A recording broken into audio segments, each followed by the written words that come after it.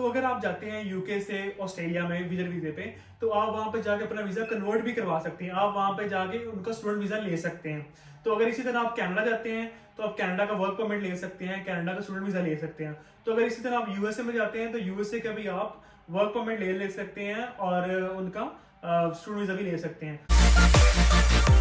बिस्मिल्लाहिर्रहमानिर्रहीम, अस्सलाम वालेकुम and welcome to my new vlog. यार आज की इस वीडियो में मैं बात करने लगा हूँ कि आप यूके से कैसे ऑस्ट्रेलिया, कनाडा, न्यूजीलैंड, यूएसए या किसी भी यूरोपियन कंट्री में जा सकते हैं। क्योंकि यार मुझे बहुत से लोगों ने कमेंट भी किए और मुझे बहुत से इंस्टाग्राम पे डीएम भी आए हैं कि अगर हम यूके आते हैं तो हम कैसे कनाडा, ऑस्ट्रेलिया, यूएसए या यूरोपियन कंट्रीज में जा सकते हैं। तो इसलिए मैंने सोचा क्यों ना इस पे एक वीडियो कर ली जाए और इसमें आपके सारे क्वेश्चंस को कवर कर लिया जाए। और लोगों ने ये भी क्वेश्चन किया हुआ था कि यार हम मूव हो भी सकते हैं या नहीं हो सकते। तो यार बिल्कुल आप मूव हो सकते हैं। आप यूके से किसी भी कंट्री में मूव हो सकते हैं, बल्कि आपके लिए बहुत इजी हो जाता है। अगर आप यूके से किसी और कंट्री में वीजा अप्लाई करते हैं तो आपकी वीजा लगने के चांसेस भी बहुत ज्यादा हाई हो जाते हैं। सबसे पहले तो हम बात कर लेते हैं ऐसी कौन सी रीजन है जो स्टूडेंट्स को मजबूर करती हैं कि वो यूके छोड़ के यूएसए, कनाडा, ऑस्ट्रेलिया, न्यूजीलैंड या किसी यूरोपियन कंट्री में चले जाएं। सबसे पहली रीजन तो ये हो सकती है कि हम विजिट करना चाह रहे हो कंट्री को, यानी कि फॉर एग्जांपल हमने यूके को देख लिया, अब हम देखें यार यूएसए कैसा है तो हम वहां पे विजिट करने चले जाएं। हम इंस्टाग्राम पे पोस्ट लगाए अपनी, हम टिकटॉक्स बनाए, वहां पे स्टेटस लगाए कि जी मैं यूके था, अब यूके से मैं विजिट करने जा रहा हूँ यूएसए में। पहली रीजन तो ये हो सकती है जो मोस्ट कॉमन है। उसके बाद दूसरी रीजन ये हो सकती है कि आपको जैसे पता ही है यार यूके का स्टूडेंट वीजा सबसे इजी लगता है। जितनी भी कंट्रीज हैं उनमें से अगर सबसे इजी स्टूडेंट वीजा किसी का लगता है तो वो यूके का है, क्योंकि यूके में फीसिस भी कम है। यूके में आपने अगर फॉर एग्जाम्पल मास्टर्स करने आ रहे थे वो भी 1 साल का है और आपके इतने ज्यादा पैसे भी नहीं लगते as compare to Canada, Australia या हम यूएसए की बात करें। इसलिए लोग आ जाते हैं यूके में, फिर वो ट्राई करते हैं किसी और कंट्री में मूव होने के लिए। तीसरी रीजन ये हो सकती है कि फॉर एग्जाम्पल अगर आपने ऑस्ट्रेलिया जाना चाहते हैं तो ऑस्ट्रेलिया में आपकी रिजेक्शन हो गई है, तो फिर वो स्टूडेंट्स ट्राई करते हैं कि यूके जाएं पढ़ने के लिए और फिर वहां से वो ट्राई करें ऑस्ट्रेलिया जाने की। ये भी सोच ठीक है, क्योंकि अगर जब वो यूके आते हैं तो उनके बहुत ज्यादा चांसेस हो जाते हैं कि वो ऑस्ट्रेलिया या किसी और कंट्री में, अपनी डिजायर कंट्री में मूव ऑन हो जाए। सबसे पहले यार हम बात कर लेते हैं कि आप यूएसए का, कनाडा का, ऑस्ट्रेलिया का, न्यूजीलैंड का विजिट वीजा कैसे ले सकते हैं यूके से। यूरोपियन कंट्रीज की बात हम एंड पे करेंगे, सबसे पहले हम इनको डिस्कस कर लेते हैं। तो यार इनका प्रोसीजर सबका सेम ही है। प्रोसीजर ये है कि सबसे पहले तो आपको लेना होता है स्टूडेंट कंफर्मेशन लेटर। ये जो लेटर है ये आपको मिलता है आपकी यूनिवर्सिटी से। इस पे आपकी सारी डिटेल होती है कि आप कौन सा कोर्स कर रहे हैं, आपने कब ज्वाइन किया कोर्स, और इस कोर्स की ड्यूरेशन कितनी है और आपको कितने मंथ की वेकेशंस हो रही हैं। ये सब चीज यानी कि आपकी हर एक डिटेल उसमें मेंशन होती है। अब मिलता है जब फॉर एग्जांपल आपको वेकेशंस होती हैं, कोई भी वेकेशंस, विंटर वेकेशंस होगी, समर वेकेशंस होगी, तब आप अपनी यूनिवर्सिटी को रिक्वेस्ट कर सकते हैं कि हमें ये लेटर दें, हमने वीजा फाइल करना है। तो फिर आपको यूनिवर्सिटी ये लेटर देती है। और उसके बाद जो सेकंड जो मोस्ट इंपॉर्टेंट चीज है वो है आपकी बैंक स्टेटमेंट।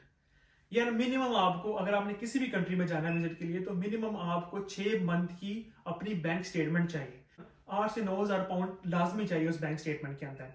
तो अगर आप फॉर एग्जांपल यहाँ पे स्टूडेंट है, आपको तो 20 घंटे अलाउ है काम करने के लिए। आप 20 घंटे काम करते हैं तो आपके लिए तो बहुत मुश्किल हो जाएगा अपनी बैंक स्टेटमेंट को यूके में मैनेज करना।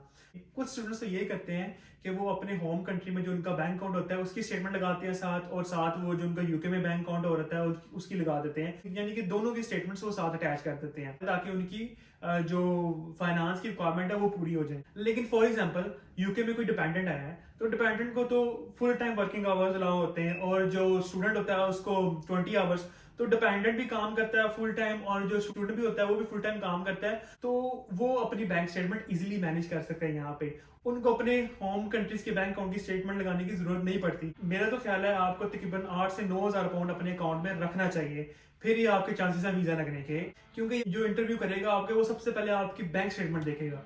अगर वो बैंक स्टेटमेंट ही आपकी अच्छी नहीं होगी तो फिर वो आगे क्या इंटरव्यू लेना उसने। तो उसके बाद आपको चाहिए जो हेल्थ इंश्योरेंस है। वो हेल्थ इंश्योरेंस हर कंट्री की अपनी अपनी रिक्वायरमेंट है। कोई कंट्री कहती है जितनी आपकी स्टे की ड्यूरेशन है आप उतनी लें, कोई कहती है आप 6 माह के लिए, कोई कहती है कि यार आपको साल के लिए। सब कंट्रीज की रिक्वायरमेंट्स जो भी हैं वो उनका लिंक मैं डिस्क्रिप्शन में दे दूंगा, तो आप वहां से इजीली भी देख सकते हैं। बाद आपको चाहिए होती है होटल की बुकिंग, यानी कि आपने किस कंट्री में जाना है, वहां पे किस जगह घूमना है, उधर की होटल की बुकिंग चाहिए होती है आपको। यार ये भी आपको लाजमी शो करानी पड़ती है। फॉर एग्जाम्पल अगर आप अमेरिका जा रहे हैं विजिट करने, तो अगर आप वहां पे न्यूयॉर्क जाएंगे तो आपको न्यूयॉर्क में रहने के लिए कोई जगह तो चाहिए ना, तो आपको न्यूयॉर्क में किसी न किसी होटल की बुकिंग लाजमी साथ अटैच करनी पड़ेगी।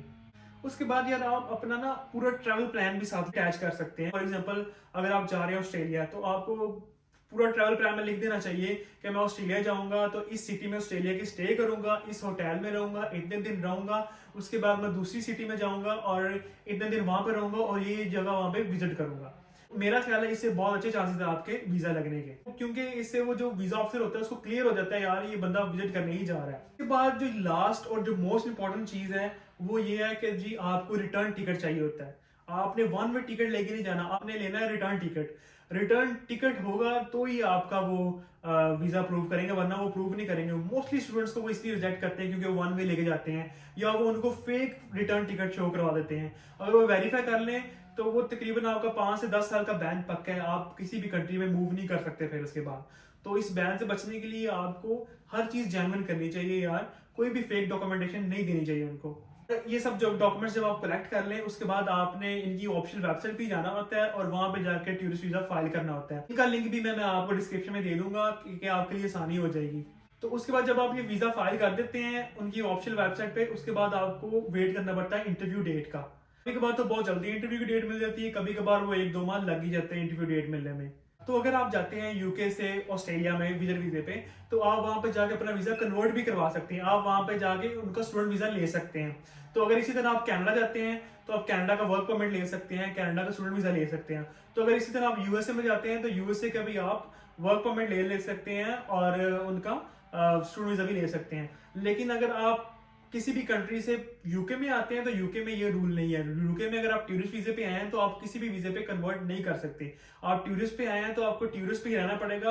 अगर आपने कन्वर्ट करवाना वीजा तो आपको अपनी होम कंट्री वापस जाना पड़ेगा, फिर वहां से आपको वीजा लगेगा। तो यार अगर हम बात करें कि हम कैसे किसी यूरोपियन कंट्री पे जा सकते हैं तो यार आपको लेना पड़ता है शेंगन वीजा। और उस वीजे में ये है कि जितने भी यूरोपियन कंट्रीज हैं, मेरे ख्याल में 26 या 27 कंट्रीज हैं, आप बस ये वीजा ले लेते हैं तो आपको कोई और वीजा नहीं चाहिए होता। आप 26, 27 जितनी भी यूरोपियन कंट्री है वो इस वीजे में घूम सकते हैं। और कुछ लोग तो यार ये करते हैं कि वो पहले यूरोपियन कंट्रीज घूमते हैं और फिर वो अप्लाई करते हैं कनाडा, ऑस्ट्रेलिया, यूएसए या न्यूजीलैंड के लिए। तो ये भी उनकी बड़ी पॉजिटिव अप्रोच है क्योंकि वो अपनी पासपोर्ट की वर्थ बना लेते हैं। वो यूरोपियन कंट्री घूम लेते हैं, फिर उसके बाद वो जब यूके या यूएसए का अप्लाई करते हैं तो वीजा ऑफिसर फिर देखता है यार ये तो विजिट करता रहता है तो ये वापस आएगा ही लाजमी। तो इसलिए फिर आपके चांसेस ज्यादा बढ़ जाते हैं वीजा लगने के। तो उसके बाद हम बात कर लेते हैं यार इंटरव्यू में क्या क्वेश्चन पूछते हैं। तो इंटरव्यू में यार वो बहुत बेसिक क्वेश्चन पूछते हैं। बेसिकली वो आपकी मेन चीज चेक करते हैं, वो होती है आपकी बैंक स्टेटमेंट। बैंक स्टेटमेंट के बाद वो देखते हैं कि आप फेक स्टूडेंट तो नहीं है, आप जेन्युइन स्टूडेंट है, आपने कोई डॉक्यूमेंटेशन उनको फेक तो नहीं सबमिट करवाई। तो अगर आप उनकी रिक्वायरमेंट्स फुलफिल करते हैं तो वो आपको कंफर्म वीजा देते हैं। तो आई होप बहुत इन्फॉर्मेटिव रही होगी वीडियो ये आपके लिए। अगर आपको कोई भी क्यूरी है इन वीजा से रिलेटेड तो आप मुझे कमेंट लीव कर सकते हैं या इंस्टाग्राम पे डीएम कर सकते हैं। तो इसी के साथ अपना ख्याल रखिएगा, मिलते हैं नेक्स्ट व्लॉग में। अल्लाह हाफिज।